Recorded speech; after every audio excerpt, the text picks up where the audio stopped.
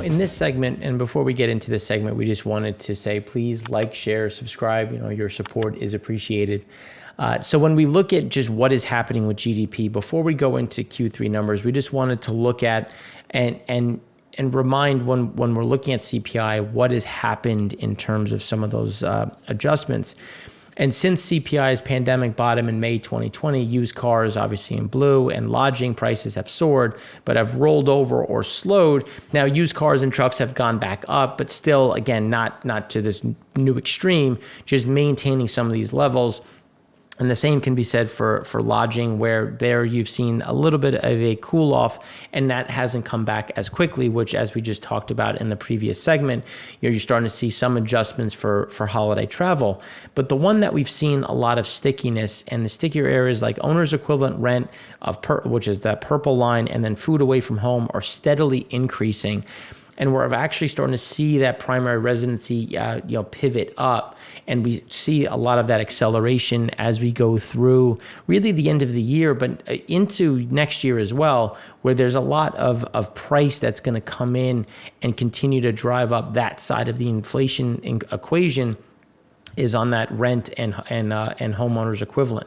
So U.S. GDP growth slowed to only 2% annualized in the third quarter, with a slowdown in consumption growth to only 1.6%. This is in the middle of the biggest spending and monetary stimulus in decades. So I think that's the important piece when we look at what is happening from a GDP perspective. We have dumped trillions of dollars into the market, and this is what we're sitting with. And this is where, again, it's better than estimates when you look at personal consumption. Personal consumption was expected at 0.9%, came in at 1.6%. GDP annualized quarter over quarter was expected at 2.6%, came in at 2%. And GDP price index, surprised to the upside, was expected to be at 5.7, came in at 5.7, was expected at 5.3%, came in at 5.7%. Again, a lot of that is just pointing to, which is why we talked about inflation beforehand. This is with inflation that slowed in September and now reaccelerated in October. So again, we're just going to see that go back up instead of really coming back down, with that core PCE putting in something similar. Expectations of 4.5% came in at 4.5%. But the GDP price index is the one that is continuing to drive up when you look at prices paid, prices received, as well as import and export prices. Now, the Langer consumer comfort declined again, went from 49.7 to 47.9. That's continuing to go down, where when you look at pending home sales, the expectation was for 0.5%, came in at negative 2.3%, and pending home sales was expected at negative 3.1% and came in at negative 7.2%. But on the initial jobless claims, better than expected. Expectations was 288,000, came at 281, and then continuing claims continued to drop off by about 200,000. So again, you're seeing some of that positive move on the employment side, but then when you're starting to see and look at GDP, spending, inflation, there's a lot to be concerned about. And price pressures firmed, with headline PC inflation rising 0.4% to 4.3% year over year in Q3, the highest since 1990, and core inflation rising 0.2% to 3.6% year over year, highest since 1991. While high inflation will persist through early 2020, we're not on the verge of a regime shift. So the question is, are you going to give way to stagflation, where you're not really going to get the inflation side, but you're not going to get deflation either, and you start to come into a bit of this stagnation? And this is just an example from stagflation will continue to be the focus, but inflation dynamics are definitely, and this is something that Barron's came up with, MESSI, which is MESSI, moderating expansion with sticky supply-driven inflation. So there's that supply side driven, then you have the demand side, and then obviously you have that underlying piece of that stickiness that remains in that rent side, which we do believe is going to be a big driver. Now, one of the things that we've been harping on, and it really came to fruition in Q3 and will continue in Q4, is the pivot from goods to services, where, and it's not that goods are going to, again, fall off the cliff, but it's just you're going to see services and goods come and meet somewhere in the middle. And we expect that to accelerate through Q4, but again, pick up again in Q1 and Q2 of next year. So then when you start looking at U.S. real GDP growth, the year over year was at 4.9%. But then when you do the quarter over quarter annualized, you're back at about 1.4% of real GDP growth. So again, you're starting to see that slow down, which is what we've been talking about. Obviously, it was well below estimates, above what was being said by the Atlanta GDP. But again, just you're seeing that and again, we're not in contraction, we're not in recessionary. It's just growth is not what expectations are. We should get some uplift in Q4, but again, it's not going to be to the same level that I think what expectations were, just given how the inflation pressures continue to rise against the consumer and against others, which is just going to pivot how spending looks over the next few months. Now, we do expect some of that to get pulled forward in October and November, and even in some November, as people look to buy and have a great Christmas. And we'll talk about Christmas sales in a minute. So one of the things when we look at contributes to real GDP change in private inventories, some reprieve from inventories, which added 2.1% to GDP growth after subtracting in prior 2 quarters. And this is what we were talking about with inventories, where as you rebuild inventories, that will be a positive contribution to GDP, offsetting some of the negative, which is why you get this balancing act. It's just, even though inventories are building, they're not building as fast, because why would you want to lock in some of this inventory at such high prices? So it's going to be trying to manage and start rebuilding, but not try to get locked in and have this inventory that is massively priced out of the market as prices normalize abroad. So personal consumption came in at 1.6%, not as weak as the 0.9% expected, but a marked drop from the 12% in prior quarter. Again, that's just because you had the fiscal transfers coming down, government transfers dropping, and that's where you're starting to get some of this normalcy coming back through. And even with, and again, even though there is some of that savings sitting on the sideline, that is being used to compensate for a lot of these big inflationary pushes that we've seen, which again is going to offset how that money kind of moves through the system. And it's not, and it comes down to value versus volume, where the value is going up. So even though the volume is staying flat, people are still paying for the same amount of volume, because they have some of that additional savings to buy at a higher value. But as that starts to whittle down, that's when you'll see some of those numbers get pulled lower, which is why when you look at the third quarter GDP, and when you look at where things are in general, 6.7% in prior quarter, weakest print since growth turned positive last year. And you get to see when you start to chain this, especially when you look at it from a dollar's perspective of that 19.5 trillion, you're seeing again that slowdown, that as it just kind of gradually sits there. And not to say that you're going to get this big rollover into negative territory, but that's where we're starting to see some of those pressure points. And this is just giving an example of where. And there's a distinction really between what was happening in the 70s and 80s versus today. So inflation and savings rate had positive rolling 5-year correlation back then. For now, correlation has been negative since late 2019, which just means that when you start looking at the savings side, where does that sit? How are things coming through? And you're not seeing a huge correlation to it. But we also had a huge amount of stimulus that has come through in now versus what happened in the 70s and 80s. You had oil shortages. Here you don't have that kind of oil shortage because we don't have an embargo. So there's some deviations from that, but you are seeing again how back in the 70s and 80s, inflation kept surprising the Fed to the upside, and we do expect to see some of that surprise continuing in this market as well. But when you look at historical holiday sales in 2021 forecast, so there is a forecast where holiday sales for 2021 are expected to increase by 8.5 to 10.5% over 2020. So when you look at what that means, you have to look at the value side. So essentially, you're going to get more volume as well as more value in terms of where those prices are coming, because the historical holiday sales have so far been fairly strong as people again, you'd have to struggle to look anywhere and not see some talk about supply chain issues.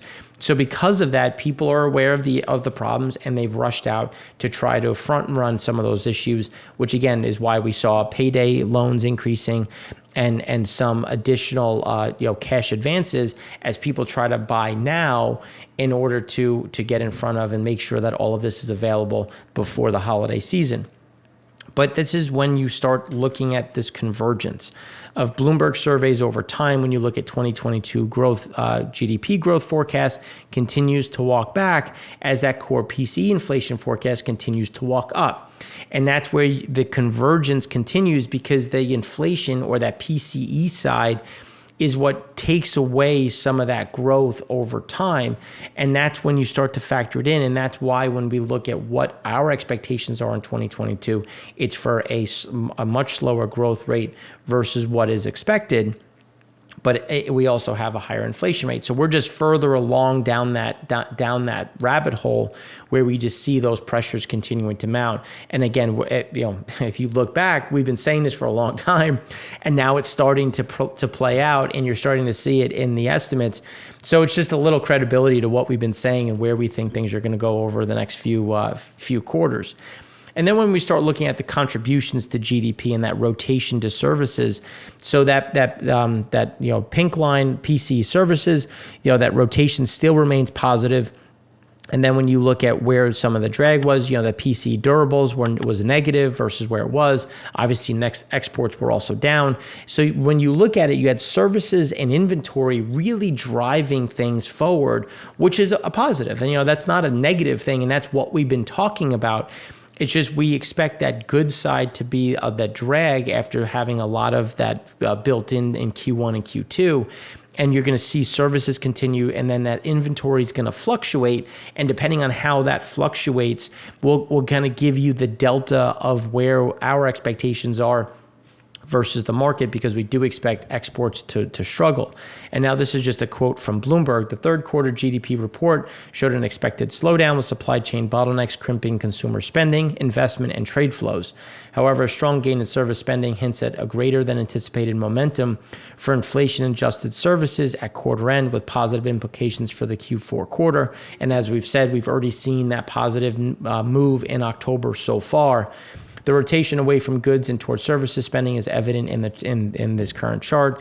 Digging deeper, services spending provided a bigger contribution to the 3Q gain than inventories, a driver featured prominently in the bureaus of economics, obviously from the U.S. government, in terms of what that driver is. And that's why, again, that's going to be important to watch of what are services doing. Now, we also know the consumer's fickle. So if the consumer is fickle, what does that mean? How consistent can the services be? Which is why I think November is really going to be an important month to see how things have progressed from October into November. And then when you look at that retail inventories haven't seen that much of a reprieve. 3-month average of monthly change popped into positive territory in August, but trended back down in September. So it's really on the goods side that we're seeing some of that shift in inventories.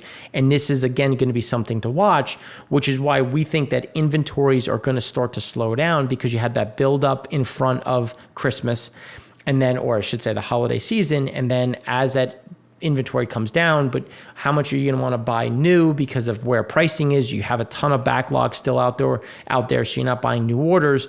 So that's why we think inventories come back down. Still a positive contribution, but not as high as I think expectations are going into the winter, into the Q4.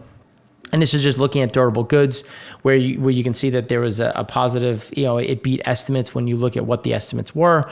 So when the expectations were for things to slow, and I think I have that expectations, what the expectations were, but in case I don't, I will just pull it up so we can go over it briefly, just going through some of the different backdrops. So when we start looking at where things are on the durable goods, so durable good orders were expected to be at negative 1.1% and came in at negative 0.4%, which again is a positive when you start looking at those total orders right here at that negative 0.4. But it was really transportation. So you saw the autos again continuing to take down some of that capacity. Computers and electronics, shocker, chip shortages. But you didn't get the big uplift on some of the other ones. So the drop in some of those was enough. But when you think about primary metals, fabricated metals, a lot of that also goes into transportation. So it just shows that there is some of that backlog. You are seeing some of that. It's just not coming to the forefront because of that shipping issue in the electronic equipment, which we do think continues through the remainder of the year. It's just not going to be as bad as expectations, but again, still in a negative or contractionary standpoint. And with all of this happening, you have to look at what is the proxy for margins.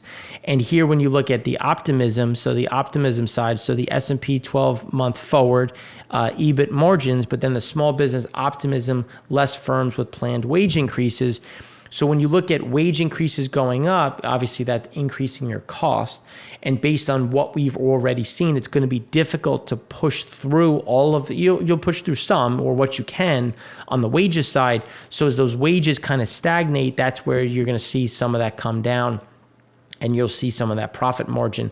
And it's not a perfect correlation, but I thought it was an interesting correlation to see what does that mean on future growth as we're looking and projecting into not only Q4, but also into the first half of 2021.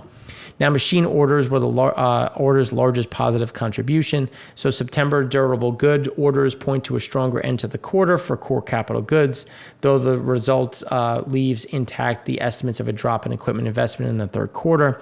A drop in transportation equipment and total durable goods order fell, but better than the decline. So again, you're starting to see some of that pressure, and it'll still be contractionary. It's just not going to be as bad as I think the initial expectations were, and you'll start to see this come up a bit as you get some of the other pressure points that we've talked about previously. And a lot of that being, again, the B of A FMS disconnect between growth optimism and allocation to stock widens. So when you look at expecting a stronger economy has fallen. So people are expecting economies to slow, but yet they're still overweight equities, which again is kind of counterintuitive of where things are, but there is a lag. So it's something where you had a huge drop down, so it'll take time, but that's where, obviously you still haven't seen it in the market as people have remained very much overweight on the equity front. And then when you look at the net share of companies with rising wages, this is looking at where the wages are going, how that pressure continues. And this is just looking at where wages are going to go, but how do you pass that through? Which is why there's that backdrop of additional inflationary pressures, but can the company pass it through? And if they can't, well, is the employee willing to accept this at a reduced rate? And the answer so far has been a resounding no.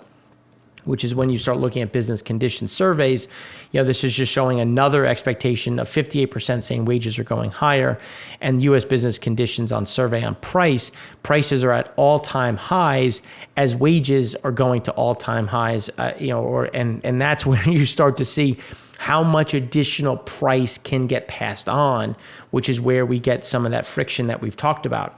And then when you just looking at it a little bit differently, the mismatch between labor demand and supply across the U.S. job market has led to a rapid increase in wage growth, and the diffusion index points to lingering labor cost pressure in the near term. But when you look at productivity, pricing power, and participation, suggests a wage price spiral isn't imminent, but it also leaves more people on the sidelines. So again, this is where you're going to continue to see prices go up and be that upward trend move on the inflationary front. So then when you start looking at why, how are people contributing or not contributing to their retirement savings, and it's because they can't afford it. And it just comes down to people are struggling to find their additional money, to find ways to spend. So when you look at it, you can't afford it. And then how much money is currently in your workplace retirement? 23%, 10,000 or less, with 20%. 100,000 or more, and everything in between. So you're still seeing some of that pressure of people underinvested in their retirement plan. And that's, I think, some of those additional pressures that aren't picked up in where in some of these numbers and how things are shifting overall when we're looking at what does investment look like, what does GDP look like. But when you look at loans, so when you're looking at debt to loan ratios in the On the banking front, you're starting to see things get a little bit better, which just means that their debt to deposit, loan to deposit ratio, they're starting to loan more money out, but you're still severely off of normal because they're just flush with so much cash and they're just not seeing the same type of opportunity. But with that being said, debt issuance by largest U.S. banks is the highest since 2008. U.S. banks are overrun with cash and they're loading up on debt. 6 largest U.S. lenders have issued about $314 billion of bonds so far this year, already most for any year since 2008. So again, they're issuing as much debt as possible because they have so much cash, and there's still more cash rolling in, keeping that ratio very much depressed, which is an underlying problem as well, as we've already discussed. And then rounding that out, when you look at the record trade deficit in September at $96.3 billion versus the $88.3 billion estimate, imports rose by 0.5%, while exports fell negative 4.7%. Again, that is going to continue to be a pressure point on GDP as we go through not only Q4, but also into 2022. So those are some of those, the high-level views on GDP and where we expect things to start going. But now we want to start looking at some of the leading indicators and what does that mean for that future growth, as we've been discussing not only in October and November, but also well into 2022.